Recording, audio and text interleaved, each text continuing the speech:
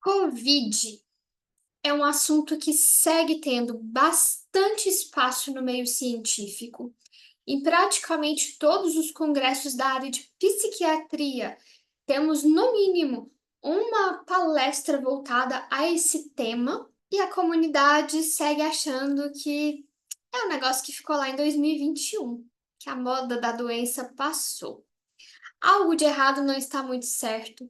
Vou aproveitar essa minha onda apocalíptica, fazendo esses vídeos sobre a decadência da nossa sociedade, o quanto o nosso mundo está nos influenciando negativamente, ou a gente influenciando negativamente o mundo.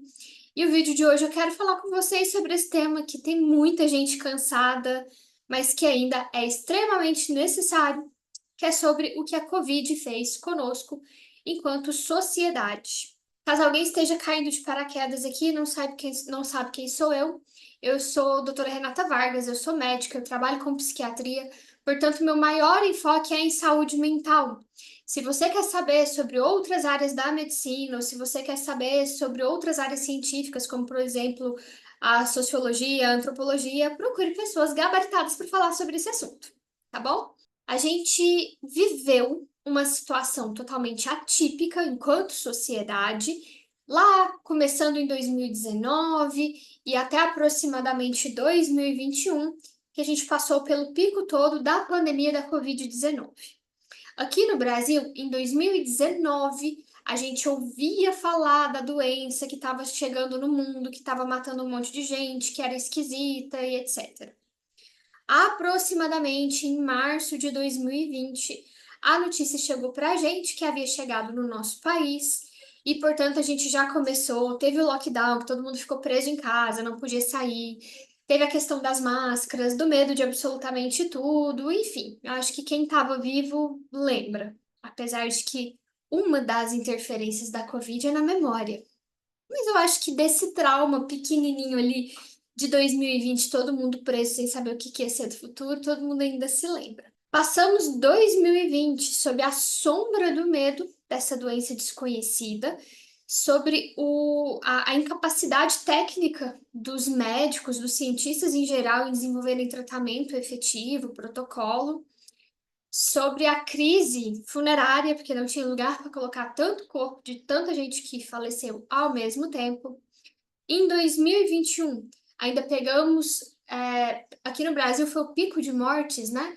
Mas a gente ainda pegou essa tentativa de voltar a uma vida normal, e na hora que foi todo mundo tentar voltar para a vida normal, né? E para o final de 2021 foi perdendo fôlego, a preocupação. Nós tivemos a descoberta, o desenvolvimento das vacinas com eficácia sim de controle de transmissão e de gravidade da doença, e também foram feitos os protocolos de tratamento.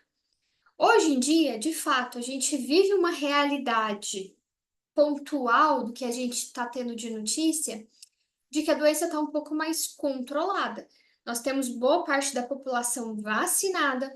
Quem é vacinado tende a ter uma doença com menos gravidade, menos desfechos fatais.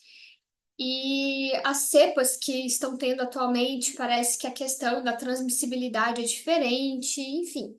A gente está num cenário diferente do que tivemos em 2020, diferente do que tivemos em 2021, mas ainda lidamos com um vírus que faz modificação das nossas convivências coletivas e também com um vírus que causa prejuízos no nosso corpo, na nossa saúde, de maneira prolongada. A gente tem um tempo de observação muito pequeno. Esse vídeo está sendo gravado em 2024, então a gente tem aí pouco mais de 4 anos do surgimento desse vírus, e a gente tem pouca coisa ainda porque é pouco tempo de observação.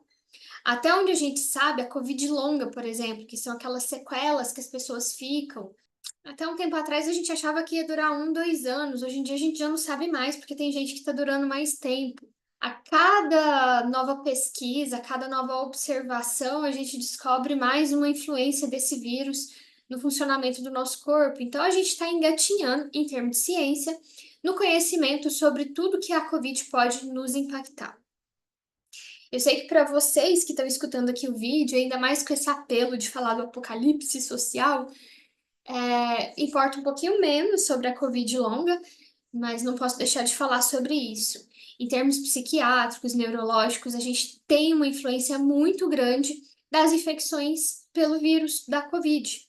O que é sabido até agora é que as pessoas ficam com déficits cognitivos mesmo, a memória fica uma porcaria, tá todo mundo reclamando que o cérebro ficou de flan. E algo que foi descoberto ao longo desses anos de observação é que essas sequelas neurológicas, psiquiátricas, elas não foram apenas devido à gravidade do quadro. Então, inicialmente, a gente pensava, por óbvio, quem teve uma Covid grave, quem ficou internado na UTI, vai sair com mais sequela, óbvio. Mas a gente sabe que até pessoas que tiveram infecções não sintomáticas ou oligossintomáticas, pouco sintoma, também ficaram com sintomas da Covid longa.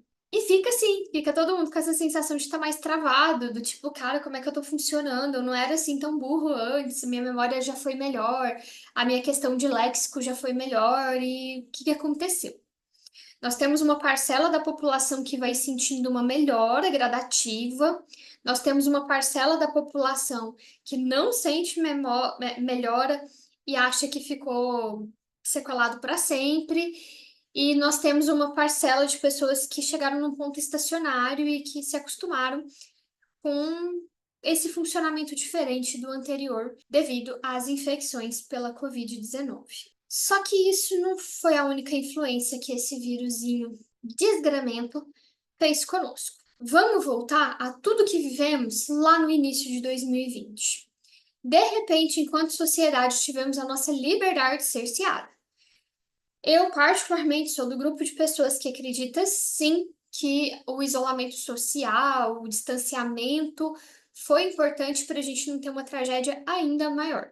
Eu sei que tem gente que discorda, todo mundo tem direito de ter a sua opinião, mas dentro dos meus conhecimentos médicos, eu acho que sim, afastar as pessoas diminui a quantidade de pessoas que serão contaminadas, contagiadas, e vai diminuir a população de risco que vai entrar em contato com o vírus e a gente vai ter menos casos. Se tivesse todo mundo soltinho, liberado, a gente tinha tido um cenário ainda mais catastrófico. Mas o fato de repente, eu tenho liberdade de ir e vir, de repente, eu tenho uma vida, e do dia para a noite eu ter que ficar dentro da minha casa, eu não poder sair de casa para resolver minhas coisas, eu perder o meu emprego, eu perder os meus suportes de apoio emocional, eu perder a minha vida social, eu perder a minha atividade física, eu perder a minha atividade de lazer, tudo isso impacta negativamente na nossa saúde mental. Além disso, nós tivemos um aumento de convivências tóxicas, porque sim, às vezes as piores pessoas do mundo estão debaixo do nosso teto. Então, muita gente nem se dava conta do quanto a própria família era ruim. Vamos colocar no português rasgado mesmo. A família era ruim, porque, sei lá, passa o dia inteiro na escola, passa o dia inteiro no trabalho, na hora que chega em casa tá cada um por seu quarto, a convivência ela era mais limitada. De repente, todo mundo passou a conviver 24 horas por dia, 7 dias por semana, e esses ruídos de comunicação, esses contatos desagradáveis com pessoas de personalidades muito diferentes, começou a impactar negativamente na saúde mental de muita gente.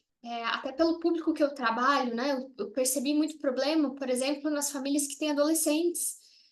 Não tinha comunicação estabelecida. E aí, de repente, os pais querem que os filhos sejam os seres mais sociais do mundo com eles, sendo que não era praticado antes. E para esses adolescentes virou um inferno, porque tudo que eles mais queriam era estar com os amigos, estar com namorados e tinham de estar sentados na mesa comendo pão com manteiga com papai e mamãe. A gente teve essa influência muito aguda naquele momento que todo mundo ficou preso, que todo mundo deveria, né? Porque teve um monte de gente que não respeitou. Nós tivemos a influência também desse afastamento das convivências sociais. A gente parou de conviver com outras pessoas que não fossem do nosso núcleo familiar. As pessoas que moram sozinhas pararam de conviver com pessoas de forma presencial, as convivências ficaram restritas ao mundo digital, a telechamada, a redes sociais, e a gente sabe que isso não é a melhor forma de se comunicar com outro ser humano, e nem da gente exercitar essa habilidade humana de convivência. E quanto mais tempo nós passamos afastados desse tipo de exposição ao outro ser humano, mais a gente ficou enferrujado nas nossas habilidades de comunicação, de flexibilidade, de empatia. E uma série dessas dificuldades que a gente criou por não exercitar nesse período, a gente ainda carrega hoje em dia. Teve uma época ali da pandemia, eu mesma era uma pessoa super otimista de que a sociedade sairia dessa melhor, porque, pô, tem gente tocando violino na sacada e a galera batendo palma. E não é isso que a gente vê dentro da nossa sociedade nesse período. Não só pela Covid, a gente tem outros fenômenos que aconteceram aí em paralelo, mas a Covid também contribuiu muito para isso. Nós tivemos um aumento de um comportamento mais egoísta, de uma dificuldade maior da convivência em sociedade, uma dificuldade maior da confiança no próximo, uma dificuldade maior de todo tipo de habilidade social que, cara, faz parte do nosso pacote completo como ser humano, que a gente precisa estar pautado, sim, em regras de ética que regem a nossa sociedade e que, de repente, a gente parou de treinar. E isso, tô falando em relação a adulto, porque criança e adolescente estavam em processo de criação de maneiras de convivência e de repente foram tolhidos disso.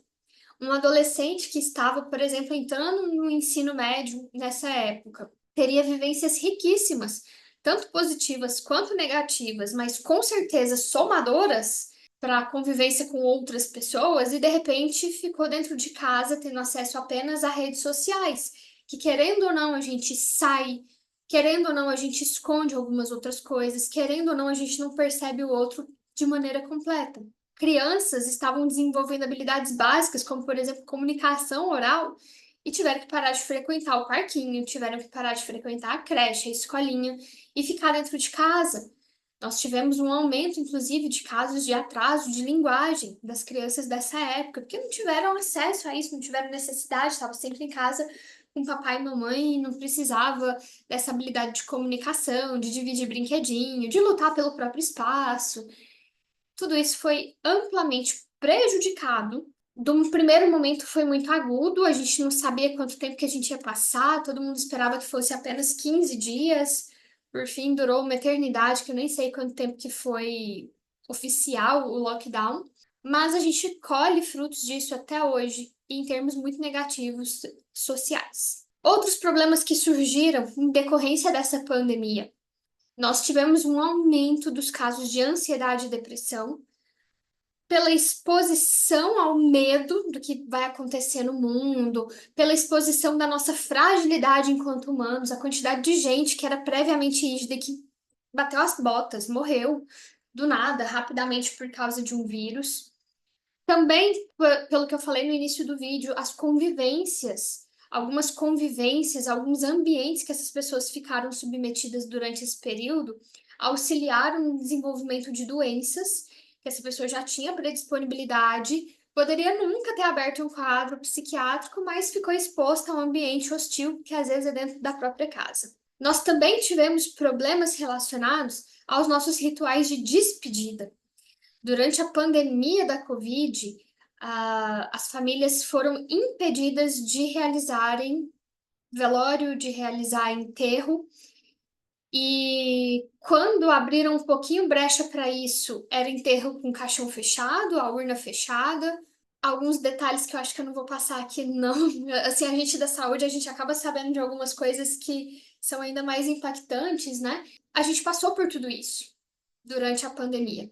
E o ritual de despedida de um ente querido, ele é extremamente importante na elaboração do luto. O luto, ele é um sentimento natural, humano, a gente, é o preço que a gente paga por ser empático, a gente vai sentir essa dor, mas com certeza rituais de despedida, eles auxiliam na elaboração de que a gente não terá mais aquela pessoa em matéria do nosso lado. E durante a pandemia da Covid, nós fomos impedidos de vivenciar isso. E isso é extremamente danoso. Eu tô falando para vocês de 2024, eu ainda pego pacientes que têm sequelas de não terem se despedido de entes queridos, lá em 2020. E isso não é um exagero, não é um drama do paciente, não. Isso é uma dor real, é um transtorno real na vida dessas pessoas. Nós tivemos também problemas gigantescos com a saúde mental de idosos. Os idosos que já têm uma tendência à solidão, que é extremamente danosa para a nossa saúde mental, ficaram ainda mais isolados. Eles são população de risco. Na minha família mesmo, sabe? Eu consigo falar isso para vocês de experiência própria. A gente se afastou demais das minhas avós. Porque qualquer coisa era medo. Mesmo quando ficou flexibilizado os contatos, usando máscara, etc., a gente fica mais inseguro em relação ao idoso. E esse idoso ficou ainda mais restrito dentro da casa dele, ainda mais solitário. E a gente tem que lembrar que boa parte dos idosos não tem nem esse mínimo que é a convivência pela internet. E a solidão, hoje mesmo eu estava vendo um vídeo ali no Instagram, a solidão ela é mais danosa para a saúde mental do que o consumo de 15 cigarros por dia. Cara, é muito pesado e olha o tempo que essas pessoas seguiram afastadas da família, afastadas de igreja, afastadas de grupos que participavam antes, na tentativa de manter a vida, a gente meio que perdeu também a graça de viver. As crianças também altamente impactadas, porque tiveram esse prejuízo na convivência com o outro.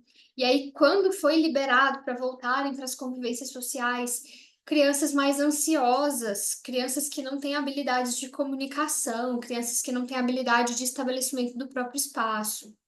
Os adolescentes que se fecharam ainda mais nesse período, adolescentes que desenvolveram pensamentos depressivos, adolescentes que desenvolveram ansiedade social, inabilidade de comunicação com o próximo, adolescentes que se sentiram totalmente afastados até das possibilidades amorosas. A gente está falando de pessoas que pegaram o ápice da vida ali, que a gente começa a ter os crushes, que a gente começa a ter a comunicação com pessoas que a gente está interessada, e eles não vivenciaram isso. De repente foram lançados ao mundo já numa outra idade, achando que estão atrasados em relação ao desenvolvimento dessa habilidade.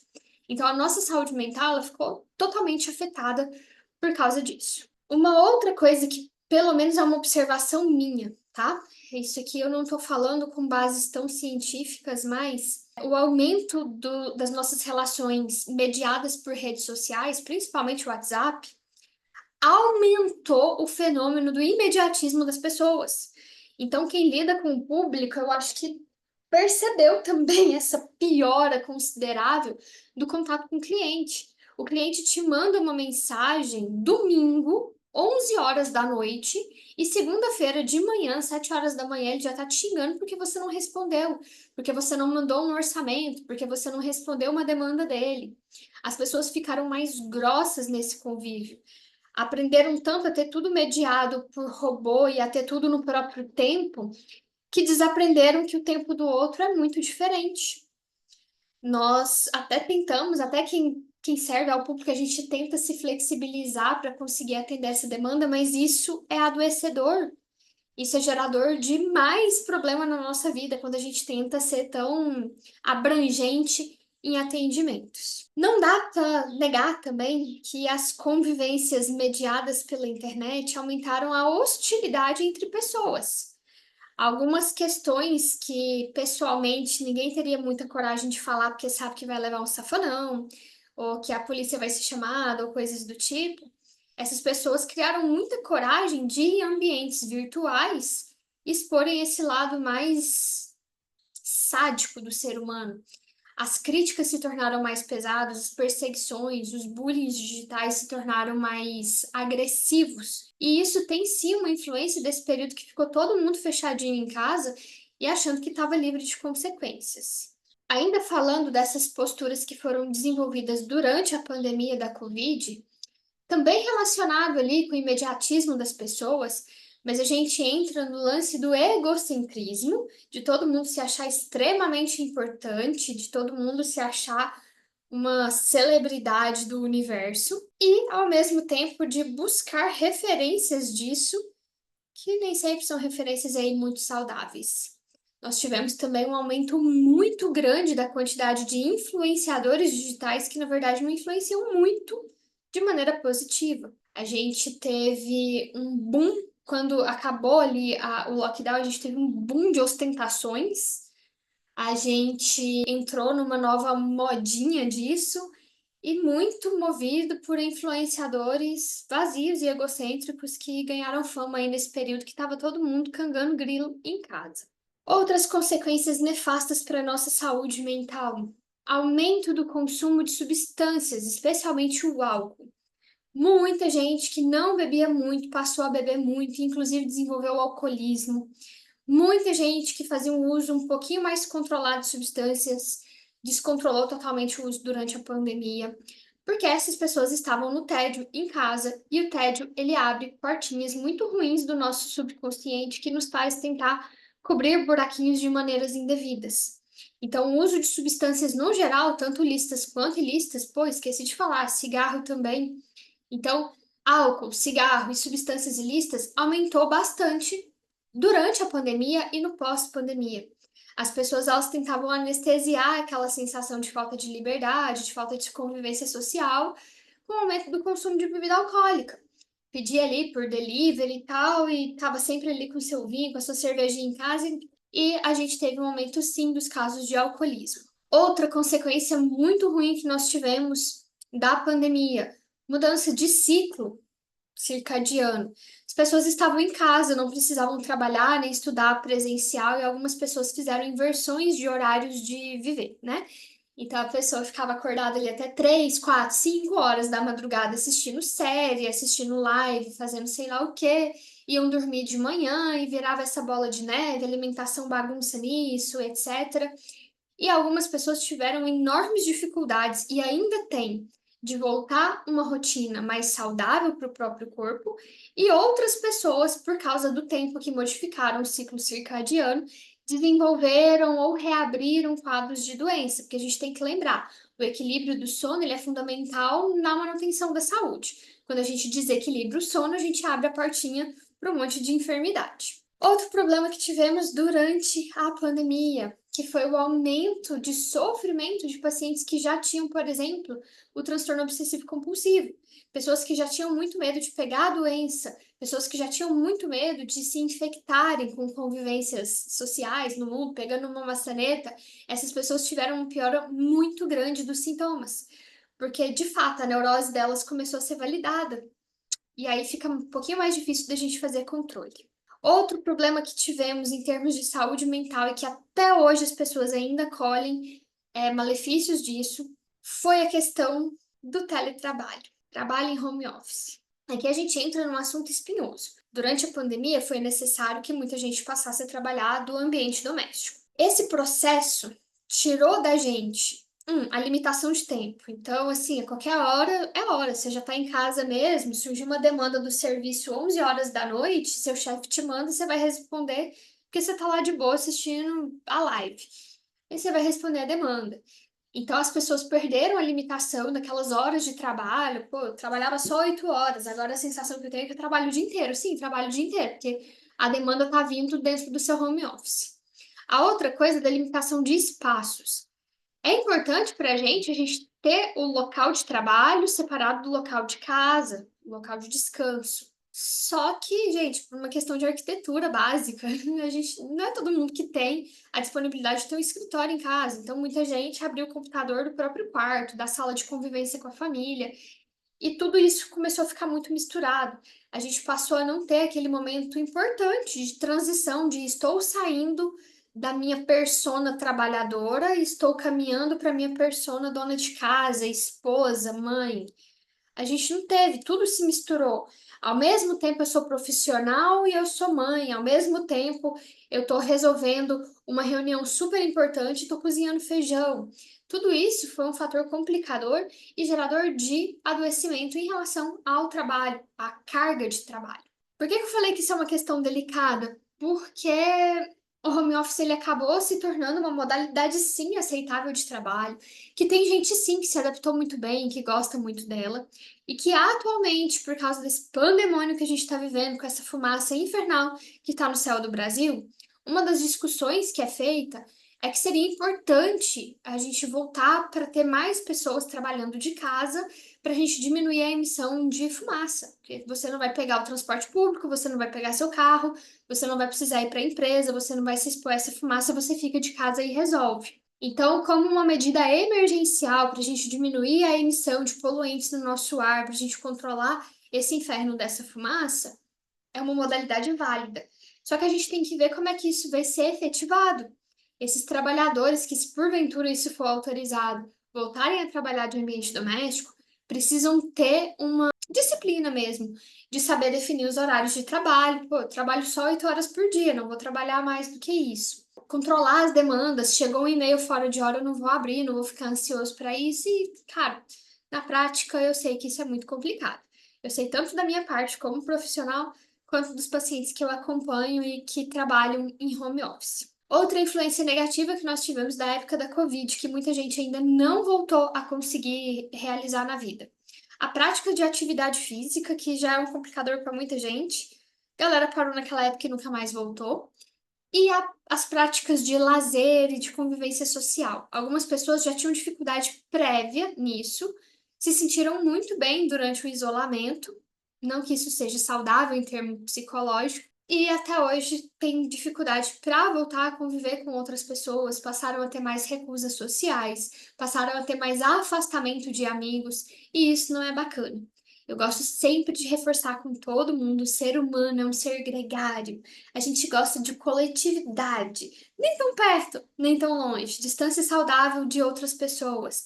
A gente precisa de convivência com pessoas semelhantes, pessoas diferentes. A gente precisa exercitar a flexibilidade de conviver com pessoas com pensamentos divergentes ou com pessoas que têm o pensamento semelhante, mas que têm ações divergentes. Enfim, a gente precisa disso. O nosso maquinário cerebral precisa disso. Não é todo mundo que já tinha saúde para isso e precisava desenvolver.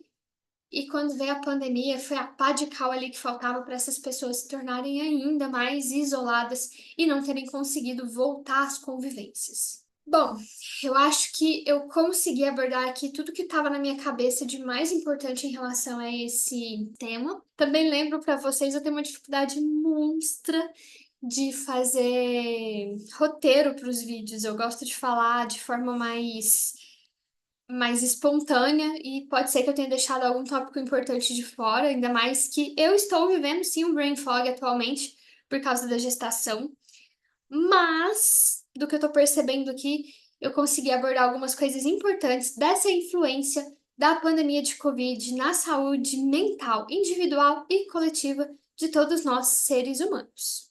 Esse foi aí, eu acho que o segundo vídeo dos vídeos apocalípticos de Renata Vargas.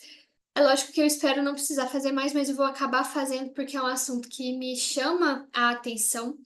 Eu acho extremamente importante e válido nós falarmos sobre a saúde mental perante tudo isso que está acontecendo, porque é uma tendência a gente achar que essas coisas estão separadas da gente. Ah, Covid, nem peguei. Ai, foi ótimo para mim ficar isolado. Ah, essa fumaça, eu não sou alérgica, tá de boa, daqui a pouco melhora.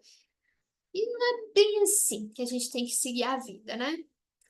Tô aqui, princesinha do apocalipse.